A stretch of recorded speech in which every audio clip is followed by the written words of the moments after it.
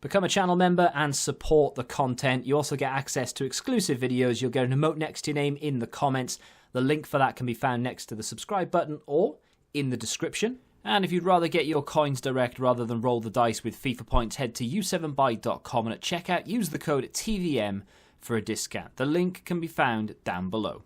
What is going on, guys? Tim here. Welcome back to a brand new video, and we're going to take a look at the 85 rated Gaya. A few reasons why I wanted to look at him. A, because I packed him or rather got him as a red. And I thought it would be rude not to take a look at him, right? Before he inevitably goes into an 86 upgrade next week. Might as well take a look at him while he's still sort of semi-relevant. Of course, he does have a better card, but that card is a striker, and therefore he's been, stripped of his defensive stats, so it's kind of not comparable to this. This card's currently coming in at around 35k, which is it's kind of a reflection on what the inform prices are going for right now. So an 85 rated inform is not too far from what this is, so it's kind of, you can't really think, oh, well, he's worth 35k because he's that good. No, he's worth 35k because he's an inform and he goes into Icon SBCs and he goes into any other SBC that requires an inform, a relatively high-rated one. 4-star skills for a fullback is very good. 3-star weak foot, high attacking work rate, medium defensive, lean body type, which is nice. 5'8". And then the stats, nothing jumps off the page. 83 acceleration, 88 sprint speed. It's all right. It would be better if it was the other way around, but he's not the fastest of players. And then he can't shoot. 60 across the board, really, for shooting, apart from his attack positioning, which is 80. That's pretty good. Passing 86, which is nice. Crossing's 85. That's nice as well. Curve being 84 is decent. His vision, unfortunately, not very good. Therefore, playing the ball up the line, combined with the long passing of 79, you will be very hit and miss. Sometimes you'll get a really nice ball that falls right in front of the winger. Other times it'll just go out of play, and so on and so forth. Composure 79. Mid-80 stats for dribbling. Roughly mid-80 stats for defending. Can't head the ball because he's only 5'8", of course, but that's kind of irrelevant. And 86 stamina, which is decent. It's not a bad card, 35k, not a bad price to pay for what is more or less a good defender. We will be comparing him to a few other players in a second, once we sort of get the is he good, is he bad out of the way sort of thing. In-game, I didn't really notice him doing anything fantastic. Didn't notice him doing anything that caused me concern.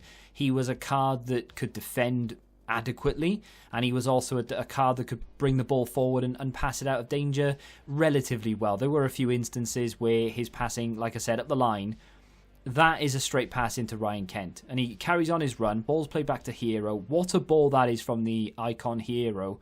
And right into the path of Gaya, who's continued his run. And then he gets into the penalty area. Lovely little push. Gets in.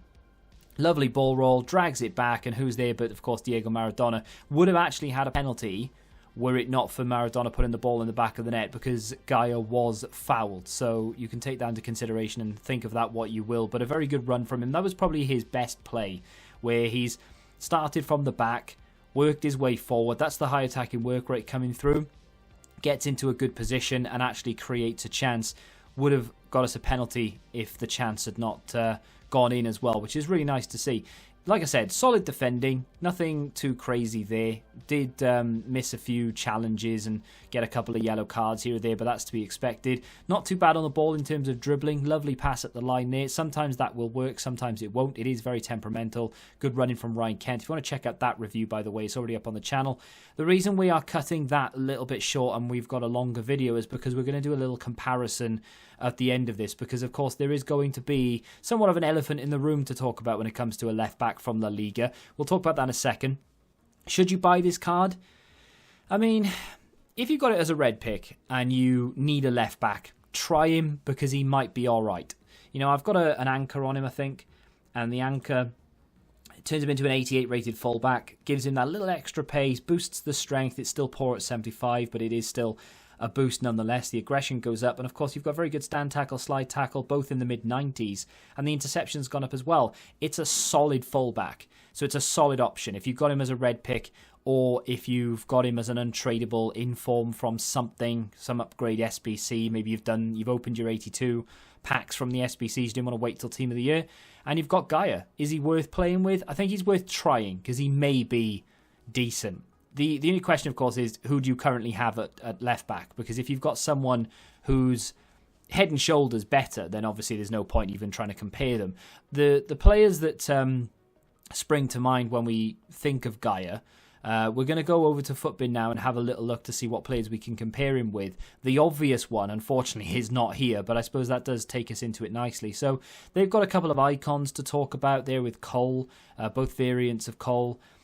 I think that's maybe a little bit on the... I mean, is it a little bit too far-fetched to compare him to even the 87? Because the 87 has got similar pace, similar dribbling, the defensive stats on Cole a little bit better. But, you know, you can compare him to the likes of Tierney, who just came out, who held a very high price for quite a while. That storyline Bernat that was available very early on in the game. Even the 87 Grimaldo is in the same context to compare, which is just crazy when you think about it. But of course, the big elephant in the room here that has held a very large price, very high price the entire game is Mendy. Those two are 10, 15k difference in favour of Mendy, I might add. So 5-star weak foot, 4-star skills on Mendy. Just a few, not many, but a few in-game stats less. Face stats, Mendy has I wouldn't say the better card, because it kind of depends on what you're after. If you look at it, you think, well, Gaya beats him for dribbling, beats him for passing, beats him for defensive capability.